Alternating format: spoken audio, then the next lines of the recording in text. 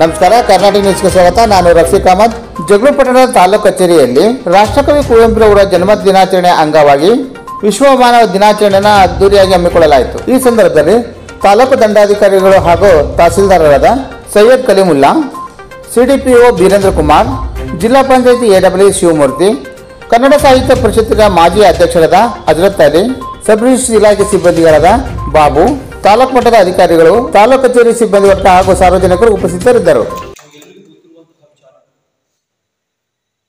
ಯುಗದ ಕವಿ, ಜಗದ ಕವಿ ಎಂದೇ ಪ್ರಸಿದ್ಧಿಯಾಗಿರುವಂತಹ ನಮ್ಮ ಕರ್ನಾಟಕದ ಮೂಲದವರಾದಂತಹ ಕುವೆಂಪುರವರ ಜನ್ಮ ದಿನಾಂಕವನ್ನು ವಿಶ್ವ ಮಾನವ ದಿನಾಚರಣೆ ಅಂತ ಆಚರಣೆ ಮಾಡಿದ್ದಾರೆ.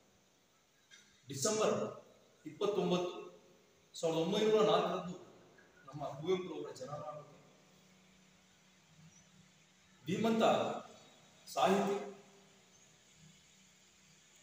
ಪ್ರಸಿದ್ಧ ಕವಿ, ವಿಮರ್ಶಕ ಆದಂತಹ ನಮ್ಮ ಕುವೆಂಪುರವರು ಕನ್ನಡಕ್ಕೆ